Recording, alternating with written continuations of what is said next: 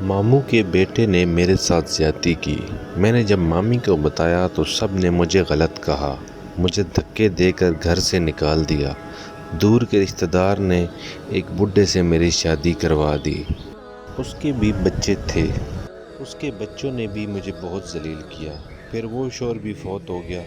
بیٹیوں کو لیے در بدر بھٹکنے لگی۔ نہ چھت تھی، نہ روٹی تھی، بھوک افلاس تھی۔ سڑک پہ کھڑی تھی تو ایک صاحب آ کر کہنے لگے، 1 گھنٹے کے 5000 دوں گا۔ نہ چاہتے ہوئے ماں کی ممتا حالات کی ستائی ہوئی کیا کرتی؟ آخر چل دی۔ اب ہر روز جسم بیچتی ہوں۔ کرائے کا گھر لیا ہے، بیٹیوں کو اکیلا چھوڑ کر آتی ہوں۔ وہ رو رہی تھی اور میں زمانے کی بے حسی محسوس کر رہا تھا۔ اس کے سر پر ہاتھ رکھا اور کہا، تمہارا بھائی ہے، آج سے تم اپنی بیٹیوں کو لو اور میرے ڈیرے کے اوپر والے روم میں رہو۔ وہ یقین نہیں کر پا رہی تھی۔ کار میں بٹھایا اور اس کے گھر پہنچا۔ بیٹیاں سوئی ہوئی تھیں، بہت پیاری تھی۔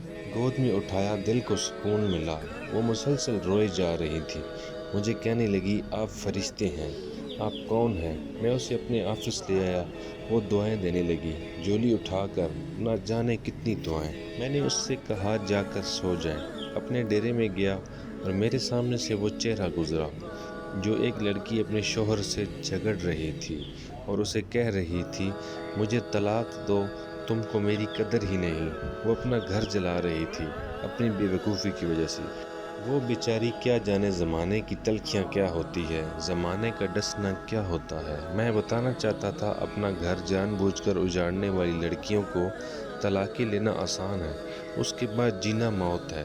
کبھی ساس کا رونا، کبھی نند کا سیاپا، کبھی جیٹھانی سے لڑائی، یہ ہر گھر کی بات ہے۔ اس کا ہرگز مطلب طلاق لینا یا گھر اجاڑنا نہیں۔ کم عمری میں ہی میرے سر کے بال سفید ہو گئے ہیں۔ ہزاروں آنکھوں کے آنسو دیکھ کر اپنے گھروں کو آباد رکھو۔ عورت خدا کی قسم میرے معاشرے کی زنجیروں میں جکڑی ہوئی ایک قیدی ہے۔ کبھی باپ کی پگڑی پہ لٹ گئی تو کبھی ساس کے زہر آلود لہجے پہ، کبھی شوہر کی انا پہ خاک ہو گئی۔ مرد اگر سمجھ جائے میری اس تحریر کو تو شاید میرا معاشرہ بدل جائے۔